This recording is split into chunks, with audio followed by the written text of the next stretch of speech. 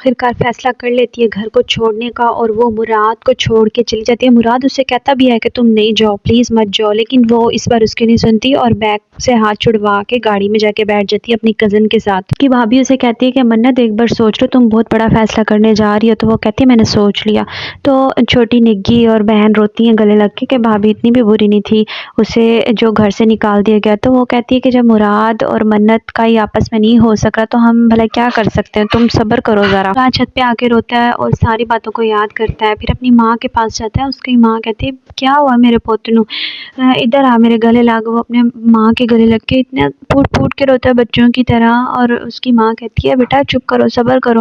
دوسری طرف چھوٹا بھائی بڑے بھائی کو سمجھا رہا ہوتا ہے کہ آپ ذرا خیال کریں، یہ جو ہفتہ ہو گیا منت کو آئے لیکن ابھی تک کوئی نہ مراد کی کال آئی ہے، نہ ادھر سے ادھر کسی کا رابطہ نہیں ہوا۔ تو بھیا کہتا ہے اچھا ہے کسی کی کال نہیں آئی، سبھی فیصلہ ہو گیا۔ دوسری طرف بہنوئی وہ کہہ رہے ہوتے ہیں کہ اس گھر کو ہم نے چھوڑ کے نہیں جانا، چاہے کچھ بھی ہو، اس گھر پہ ہم نے اپنا قبضہ کرنا ہے۔ اور اس کی بیوی کہتی ہے کہ تم خود بھی کچھ کرنے کا کرو، ہم نے اتنا قرضہ لے لیا۔ تو وہ آگے سے لڑنے لگ جاتا ہے، قرضہ قرضہ، بس تیری یہی باتیں ہوتی ہیں۔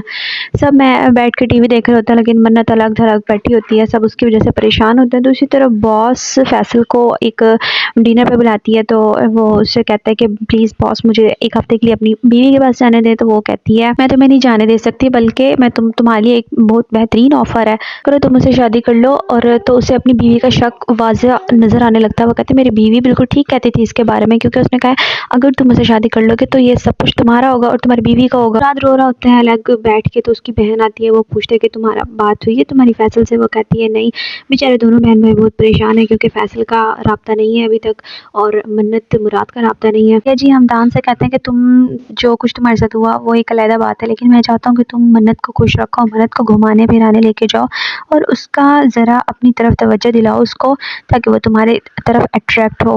تو یہ بات سن کے وہ پریشان ہو جاتا ہے ہمدان کی یہ بھیا کیا کرنا چاہ رہے ہیں آخرکار۔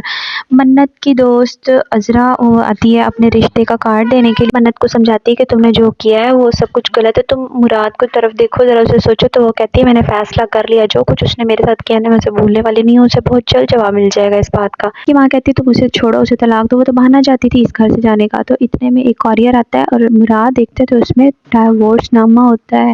مراد بیچارہ اسے لے کے کمرے میں چلا جاتا ہے کہ یہ اس لڑکی نے کیا کیا۔ دوسری طرف بھابھی اور چھوٹا بھائی وہ منت کو سمجھاتے ہیں کہ تم ایسا نہیں کرو، تمہیں جانا چاہیے تھا، تمہیں تھوڑا سا ابھی وقت دینا تھا، لیکن تم نے ایسا کیوں کیا؟ تو وہ کہتی ہے اب کچھ بھی نہیں بچا، تم لوگوں کو کیا پتا میرے ساتھ کیا کیا ہوتا ہے وہاں پہ۔ اپنی دوست عطر کے پاس جاتا ہے تو عطر اسے سمجھاتا ہے کہ یہ سب کچھ تیرا کرا جا رہا ہے، تو نے اتنی زیادہ اپنے ماں باپ کو اپنے پر طاری کر لیا، تم ابھی بھی قصور منت کو دے رہے ہو، جبکہ اس میں سب میں تم بھی برابر کے شریک ہو۔ نہیں آ رہی ہوتی تو وہ اپنی ماں کے پاس آ کے لیٹ جاتا ہے۔ ماں کہتی ہے تم ایسا کرو، تم سے تمہاری یہ حالت تم سے دیکھی نہیں جا رہی، تم ایسا کرو اسے لے کرو۔ تو وہ کہتا ہے کہ جس دن منت مجھے تھپڑ مارا تھا نا سب کے سامنے، وہ اسی دن میرے دل سے اتر گئی تھی۔ اتنے میں دستک ہوتی، دروازے پہ آتی ہیں خالہ اور اس کی بیٹی ستارہ۔